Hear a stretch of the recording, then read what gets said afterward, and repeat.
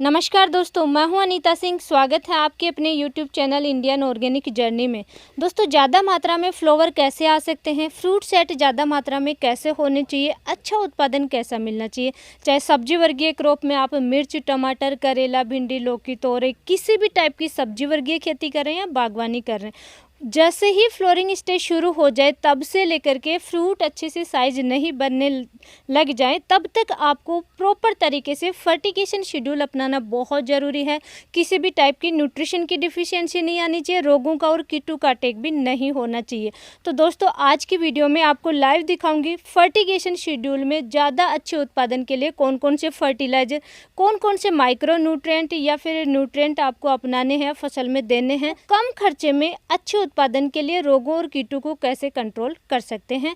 विशेष तौर से दोस्तों, आप किसी भी टाइप की सब्जी वर्गीय खेती कर रहे हैं, ये वीडियो आपके लिए बहुत ज़्यादा इंपॉर्टेंट होने वाला है, तो बिना स्किप किए कंप्लीट जरूर देखें। तो सबसे पहले दोस्तों, किसी भी क्रॉप में, किसी भी सब्जी वर्गीय क्रॉप में फ्लोरिंग स्टेज शुरू हो जाती है, उस समय आपको एक तो सबसे इम्पोर्टेंट सावधानी शुरू से मैं डिस्कस कर देती हूँ। कोई भी जो NPK फर्टिलाइजर आप यूज करते हैं, इनका स्प्रे नहीं करना है, क्योंकि फ्लोरिंग स्टेज बहुत ही सेंसिटिव स्टेज होती है। आपको लंबे समय तक अगर रिजल्ट चाहिए, जो भी आप फर्टिलाइजर दे रहे हैं फ्लोरिंग ज़्यादा लाने के लिए, लेकिन उसका रिजल्ट मिले हार्वेस्टिंग तक, कंप्लीट रिजल्ट मिले, तो उसके लिए बेस्ट रहेगा कि आप स्प्रे ना करके ड्रिप से या जैसे भी आप खेती करें प्लांट के या क्रॉप के रूट में वो फर्टिलाइजर दें। तो सबसे पहले आपको ज़्यादा अच्छे उत्पादन के लिए फ्लोरिंग स्टेज में सबसे पहला जो फर्टिलाइजर वो है दोस्तों 1261 प्लस 5234। ये दो आपको फर्टिलाइजर ड्रिप से चलाने हैं। 1261 की बात करूँ तो मोनो अमोनियम फॉस्फेट होता है, 12% इसमें नाइट्रोजन और 61% फॉस्फोरस होता है। फ्लोरिंग स्टेज जैसे शुरू हो जाए उस समय आपको फॉस्फोरस की मात्रा बढ़ा देनी है अच्छे उत्पादन के लिए, क्योंकि रूट डेवलप ज़्यादा रहेगा तो पौधा ज़्यादा न्यूट्रिशन का अपटेक कर पाएगा, और जो न्यूट्रिशन डिफिशियंसी की वजह से फ्लोरिंग स्टेज में जो समस्या आती है वो देखने को नहीं मिलेगी। तो सबसे पहले 1261 लेना है। इसके साथ में आपको लेना है दोस्तों ये NPK 05234।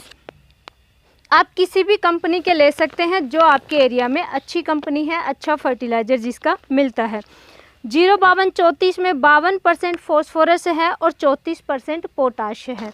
पोटाश की मात्रा इसलिए बढ़ानी है कि रोग प्रतिरोधक क्षमता अच्छी रहे, और जो नाइट्रोजन हम शुरू में जैसे किसान भाई यूरिया वगैरह यूज कर लेते हैं या बहुत सारे ऐसे नाइट्रोजन युक्त फर्टिलाइज़र यूज कर लेते हैं कि इंटरनोड की दूरी बढ़ जाती है या फ्लावर कम आते हैं नाइट्रोजन की अधिकता से, तो वो नाइट्रोजन को थोड़ा सा कंट्रोल करने के लिए आपको पोटाश भी यूज कर लेना है।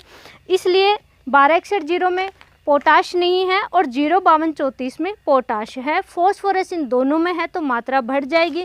नाइट्रोजन हर स्टेज में होना बहुत ज़रूरी है। नाइट्रोजन की कमी रहेगी तो फसल में पीलापन आएगा और किसी भी पोषक तत्व का अपटेक नहीं कर पाएगा पौधा, इसलिए नाइट्रोजन हर स्टेज में आवश्यक है, लेकिन लिमिट मात्रा में।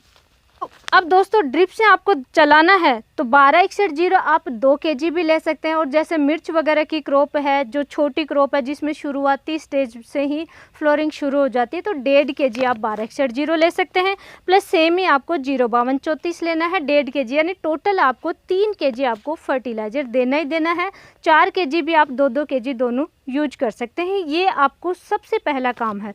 इन दोनों के साथ में थर्ड नंबर पे आपको लेना है दोस्तों मल्टी माइक्रो न्यूट्रिएंट, क्योंकि जिंक की डिफिशियंसी होती है या अन्य कोई माइक्रो न्यूट्रिएंट की डिफिशियंसी होती है, उसकी वजह से फ्लावर ड्रॉपिंग की समस्या बहुत ज़्यादा आती है। अच्छी मात्रा में फ्लावर आए, कोई डिफिशियंसी ना हो, उसके लिए आप मल्टी माइक्रो न्यूट्रिएंट यूज कर लें। ड्रिप से चलाना है ये भी। मल्टी माइक्रो न्यूट्रिएंट की डोज दोस्तों हर कंपनी का जो भी आपके एरिया में मिलता है उसकी डोज अलग अलग होती है। मिनिमम 500 ग्राम आप ड्रिप से चला सकते हैं कोई भी मल्टी माइक्रो न्यूट्रिएंट को। एक चीज़ का आपको ज़रूर सावधानी रखनी है, 1261 या 5234 जैसे ही आप घोल लेंगे, एक साथ एक टैंक में घोल लीजिए 100 लीटर पानी में या 200 लीटर पानी में। अब उस घोल में से कांच के गिलास में पानी लीजिए, उस पानी में मल्टी माइक्रो न्यूट्रिएंट की थोड़ी सी मात्रा 1 स्पून 2 स्पून आप डाल करके मिक्स करके देख लीजिए कि कॉम्बिनेशन है या नहीं है। इस चीज़ का ध्यान रखिए। अक्सर ये होता है कि जैसे ही हम माइक्रो न्यूट्रिएंट को मिक्स करते हैं किसी भी एनपीके के साथ में, तो घोल फट जाता है, जिसका रिजल्ट किसान भाइयों को नहीं मिलता है। तो ये सावधानी आप ज़रूर ध्यान रखिए। कांच का गिलास आपके पास हमेशा होना चाहिए अगर आप ड्रिप से फर्टिगेशन या स्प्रे शेड्यूल आप अपनाते हैं। तो मल्टी माइक्रो न्यूट्रिएंट अगर नहीं मिल रहा है तो इनके साथ में आप कोई भी चिलिटेड जिंक वगैरह आता है वो भी आप चला सकते हैं। जिंक सल्फेट यूज नहीं करना है, आपको चिलिटेड जिंक का यूज करना है, क्योंकि जिंक की डिफिशियंसी हमारी हर क्रॉप में होती है। तो जिंक की डिफिशियंसी विशेष तौर से बिल्कुल भी नहीं होनी चाहिए क्रॉप में। ये फर्स्ट फर्टिगेशन है दोस्तों। जैसे ही फ्लोरिंग स्टेज शुरू हो जाए, चाहे किसी भी टाइप की क्रॉप है, इवन कि बागवानी है, तब भी आपको ये ड्रिप से चलाना चाहिए। अब दोस्तों जैसे ही आपने ये फर्स्ट फर्टिगेशन दिया, उसके बाद में कम से कम 5 दिन का आप गैप रखिए। उन दोनों फर्टिलाइज़र को अलग अलग भी 3-3 दिन के गैप से दे सकते हैं, लेकिन जो ये दूसरा फर्टिगेशन बताऊंगी आपको, इसके बीच में कम से कम 5 दिन का गैप आप ज़रूर रखें। सेकेंड फर्टिगेशन में आपको लेना है सबसे पहले कैल्शियम नाइट्रेट। कैल्शियम की डिफिशियंसी की वजह से जो फ्लावर है, जैसे ही फ्रूट में कन्वर्ट होंगे, फल बनेंगे छोटी छोटी साइज में, वो सूखने लग जाते हैं, ख़राब होने लग जाते हैं। कैल्शियम की डिफिशियंसी सबसे ज़्यादा देखने को मिलती है। ये भी दोस्तों किसी भी टाइप की क्रॉप हो, खरबूजे में बहुत ज़्यादा समस्या आती है, मिर्च टमाटर में ये समस्या आती है, अभी खीरा में किसान भाइयों को बहुत ज़्यादा समस्या आ रही है कि छोटे छोटे जैसे ही फल से फ्रूट बनते हैं वो सूखने लग जाते हैं, सूख करके गिरने लग जाते हैं। तो कैल्शियम की डिफिशियंसी नहीं होनी चाहिए। उसके अलावा ज़्यादा मात्रा में फ्रूट सेट होने चाहिए, उसके लिए क्या होना चाहिए, बोरोन होना चाहिए। तो बोरोन का भी आपको ज़रूर यूज करना है। उसके साथ साथ में आप पोटाश भी यूज कर सकते हैं, वो मैं आगे डिस्कस करूँगी। तो सबसे पहले आपको लेना है सेकंड फर्टिगेशन में कैल्शियम नाइट्रेट।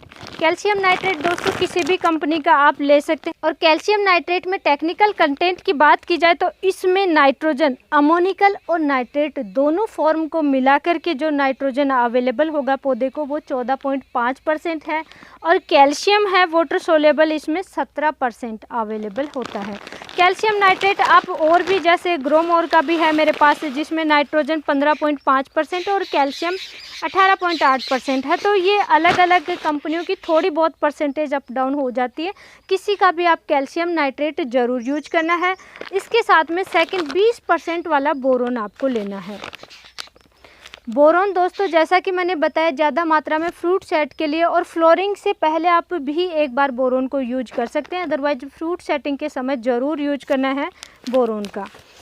बोरोन भी दोस्तों किसी भी कंपनी का लें, लेकिन 20% वाला बोरोन आपके पास होना चाहिए। 10% वाला यूज कर रहे हैं तो मात्रा फिर उसी अकॉर्डिंग आप बढ़ा करके यूज करें। ड्रिप से कम 500 ग्राम आपको बोरोन चलाना ही चलाना है। और कैल्शियम नाइट्रेट आप ले सकते हैं 3 kg से। जैसे क्रॉप आपकी छोटी है, पहले मैंने बताया मिर्च वगैरह की क्रॉप है, उनमें छोटी क्रॉप में फ्लोरिंग आने शुरू हो जाती है, तो आप 3 kg कैल्शियम नाइट्रेट ले सकते हैं। अदरवाइज आपकी क्रॉप बड़ी है तो 5 kg तक भी 1 एकड़ में आप ड्रिप से चला सकते हैं। और अगर समस्या आ चुकी है, जैसे मैंने आपको बताया कि फल हैं वो ख़राब होने लग गए हैं, सूखने लग गए, फ्रूट सेट की समस्या आ रही है, तो 4 kg 5 kg भी 1 एकड़ में आप चला सकते हैं। घोल कैसे तैयार करना है, कैल्शियम नाइट्रेट अलग से घोल तैयार करेंगे, बोरोन का अलग से घोल तैयार करेंगे, फिर इनको एक साथ एक टैंक में डाल करके आप ड्रिप से चलाएंगे। स्प्रे नहीं करना है दोस्तों किसी भी चीज़ का। इनके साथ में NPK 13-0-45 ऑप्शनल है, यूज करना चाहिए आप यूज कर सकते हैं, 1 kg भी 2 kg भी। NPK 13-0-45 जो कि पोटेशियम नाइट्रेट होता है, इसलिए कैल्शियम नाइट्रेट के साथ में आप इसको यूज कर सकते हैं। पोटेशियम नाइट्रेट में नाइट्रोजन होता है 13% और पोटाश होता है 45%, तो ये भी आप यूज कर सकते हैं अगर पोटाश की डिफिशियंसी आप देख रहे हैं। अदरवाइज नहीं करना चाहें तो आप कैल्शियम नाइट्रेट प्लस बोरोन भी आप ड्रिप से चला सकते हैं। ये 2 फर्टिगेशन दोस्तों आप कोई भी आपका जो शेड्यूल है वो अपनाइए, लेकिन 2 ये जो फर्टिगेशन है ड्रिप से ज़रूर चलाना है। लंबे समय तक रिजल्ट लेना है तो रूट में ही, फसल के रूट में ही ये जाना चाहिए, ड्रिप से या नाली विधि से, जैसे भी आप खेती कर रहे हैं। थर्ड दोस्तों, फंगस की वजह से जो समस्या आती है, चाहे किसी भी टाइप के आप फंगस जनित रोगों का अटैक देख रहे हैं, चाहे फ्रूट आपके फंगस की वजह से ख़राब हो रहे हो, फ्लावर ड्रॉप हो रहे हों, चाहे पौधा सूख रहा है, जो भी समस्याएं हैं, इन सब के लिए आपको यूज करना है थायोफेनेट मिथाइल 70% पाउडर फॉर्म में। फ्लोरिंग स्टेज के लिए फ्रूट सेटिंग के समय सबसे बेस्ट फंगिसाइड होता है रोको फंगिसाइड। अभी ये टेक्निकल कंटेंट बहुत सारे अन्य कंपनियों के भी आने लगे हैं, जैसे की नाम से भी आता है, और पारिजात इंडस्ट्रीज का भी थायोफेनेट मिथाइल 70% पाउडर फॉर्म में आता है। लेकिन ये सबसे ज़्यादा जो फेमस है वो रोको नाम से ही है। ये देख लीजिए, इस टाइप का आता है। ये अलग अलग कंपनियों का भी अवेलेबल होने लग गया है, तो किसी का भी आप ले लीजिए। टेक्निकल कंटेंट आप ज़रूर ध्यान रखें। थायोफेनेट मिथाइल 70% पाउडर फॉर्म में ये आता है। इसके साथ में अब दोस्तों फ्लोरिंग स्टेज में कोई भी सकिंग पेस्ट का अटैक नहीं होना चाहिए, लट वगैरह का अटैक भी नहीं होना चाहिए, यानी चबाने वाले, चूसने वाले किसी भी टाइप के कीट का अटैक होगा जैसे ही फ्रूट सेट होंगे आपको दिखाई नहीं देगा, लेकिन जो फ्रूट हैं उन पे स्पॉट बना देंगे, और जैसे ही फल की साइज बड़ी होगी उस पर सकिंग पेस्ट का अटैक होगा तो एक सिल्वर कलर की सी परत चढ़ जाती है। खीरा में ये समस्या बहुत ज़्यादा देखने को मिलती है। तो इस टाइप की अगर सकिंग पेस्ट का अटैक नहीं हो, प्रिवेंटिव में आप स्प्रे करना चाह रहे हैं, तो रोको के साथ में आप नीम ऑयल यूज कर सकते हैं। 10,000 ppm वाला बेस्ट है, बेस्ट कॉम्बिनेशन बनेगा। और हम तो यही रिकमेंड करेंगे कि खर्चा कम करना है आपको तो घर पे बनाइए इंसेक्टिसाइड। आक, नीम, धतूरा, मिर्च, लहसुन उनका पहले दिन बना लीजिए और नेक्स्ट डे आप स्प्रे कर लीजिए इसके साथ में मिला करके, क्योंकि वो जो घर पे तैयार करेंगे इंसेक्टिसाइड, हमारा डिटेल वीडियो है, 100% ऑर्गेनिक होगा, तो उसके साथ में आप फंगिसाइड, ये रोको है या अन्य फंगिसाइड भी मिला करके बेझिझक स्प्रे कर सकते हैं। कोई साइड इफ़ेक्ट नहीं मिलेगा, बल्कि वो टॉनिक का कार्य भी करेगा, तो रिजल्ट बहुत अच्छा देखने को मिलेगा। और अगर आप घर पे तैयार नहीं कर सकते तो सबसे पहले रहेगा कि नीम ऑयल का स्प्रे कर लीजिए इसके रोको के साथ में मिला करके। और रोको के साथ में अगर नीम ऑयल भी अवेलेबल नहीं हो रहा है तो, और अटैक अगर ज़्यादा है, तब आपको दोस्तों केवल अगर सकिंग पेस्ट का ही अटैक है, सिर्फ रस चूसने वाले कीटों का ही अटैक है, हल्का फुल्का आप देख रहे हैं, तो यूपीएल का उलाला बेस्ट है। ये दोस्तों सेलेक्टिव इंसेक्टिसाइड है। इसमें टेक्निकल कंटेंट आता है फ्लोनिकाविड 50% आता है, और WG ये सेवई की सी आकार में ये आता है, तो इसका आप इस्तेमाल कर सकते हैं। 200 लीटर पानी में आपको इसकी डोज लेनी है 60 ग्राम कॉम्बिनेशन में 1 एकड़ में, और 100 लीटर पानी में आपको लेना है इसकी 30 ग्राम। अगर ये भी अवेलेबल नहीं है यूपीएल का उलाला भी, या फिर जैसे सकिंग पेस्ट है, रस चूसने वाले कीटों का भी अटैक और चबाने वालों का भी, लट वगैरह का अटैक भी है, तब आपको इसके साथ में रोको के साथ में ले लेना है यूपीएल का गुंथर। सबसे बेस्ट है। 2 तो टेक्निकल कंटेंट आ जाते हैं इसमें, नोवाल्यूरोन प्लस इमामेक्टिन बेंजोएट का कॉम्बिनेशन आ जाता है, तो रोको के साथ में ये भी बहुत ही अच्छा कॉम्बिनेशन है किसी भी क्रॉप में। जो ये दोस्तों मैं फर्टिलाइज़र, इंसेक्टिसाइड, फंगिसाइड बता रही हूँ, ये सभी प्रकार के फसलों में आप यूज कर सकते हैं। तो ये कॉम्बिनेशन सबसे बेस्ट है, यूपीएल का गुंथर प्लस थायोफेनेट मिथाइल रोको फंगिसाइड। इस तरीके से दोस्तों आप अपनी क्रॉप में इंसेक्ट को कंट्रोल कर सकते हैं, फंगस जनित रोगों को कंट्रोल कर सकते हैं। और ये जो मैंने आपको चीज़ें बताई ये सभी प्रकार के कीटों को, सभी प्रकार की फंगस जनित रोगों को, जो जो रोग आते हैं उनके लिए बेस्ट है, तो वो इस्तेमाल कीजिए। और उसके अलावा फर्टिगेशन में ज़्यादा फ्रूट सेट होने के लिए, ज़्यादा फ्लावर के लिए मैंने सारी चीज़ें इस वीडियो में डिस्कस की हैं। आप किसी भी टाइप की खेती कर रहे हैं ये चीज़ें अपनाइए और स्प्रे ना करें आप NPK फर्टिलाइजर है या जो भी फर्टिलाइज़र मैंने बताया है, और फंगिसाइड, इंसेक्टिसाइड का आपको स्प्रे करना है, तो सिर्फ एक ही स्प्रे करना होगा, बाकी आपको ड्रिप से चलाना है। सावधानी एक चीज़ आप ज़रूर ध्यान रखिए, जब भी फर्टिलाइज़र चलाते हैं, अक्सर किसान भाई व्हाट्सएप पे हमसे डिस्कस करते हैं कि रिजल्ट, जैसे ड्रिप के शुरुआती जो प्लांट होते हैं उनमें बहुत अच्छा रिजल्ट मिलता है, और लास्ट के जो प्लांट होते हैं उनमें फर्टिलाइज़र पहुँच ही नहीं पाता, वो कमज़ोर होते हैं। वो इसलिए होते हैं दोस्तों कि आप जब भी फर्टिलाइज़र ड्रिप से चला रहे हैं, सबसे पहले थोड़ा सा पानी चलाइए 10 मिनट 15 मिनट, उसके बाद में आप फर्टिलाइज़र धीरे धीरे चलाना शुरू कीजिए ताकि एंड तक पहुँचे। ये समस्या आती है कि एंड में ड्रिप जहाँ पे आप बंद करके रखते हैं उनमें ज़्यादा समस्या देखने को मिलती है। तो फर्टिगेशन आप धीरे धीरे फर्टिलाइज़र को चलाइए ड्रिप से, इवन कि कम से कम आधा घंटा, 45 मिनट, 1 घंटे का टाइम लीजिए, धीरे धीरे आप सेट कीजिए। और जैसे ही आपका पूरा फर्टिलाइज़र कंप्लीट चला जाएगा उसके बाद में भी कम से कम 10 से 15 मिनट पानी और चलाइए, ताकि जो ड्रिप में रह चुका है फर्टिलाइज़र वो भी हर प्लांट की रूट तक पहुंच जाए और ड्रिप बिल्कुल क्लीन हो जाए। इन चीज़ों का ध्यान रखिए। आज की हमारे द्वारा दी गई जानकारी अच्छी लगी है, वीडियो को लाइक ज़रूर करें और दोस्तों ये वीडियो ज़्यादा से ज़्यादा किसान भाइयों तक शेयर ज़रूर करें। ऐसे किसान भाई जो सब्जी वर्गीय खेती कर रहे हैं, उनको बहुत ज़्यादा समस्या आती है, तो उन तक आप ये वीडियो शेयर ज़रूर करें। धन्यवाद।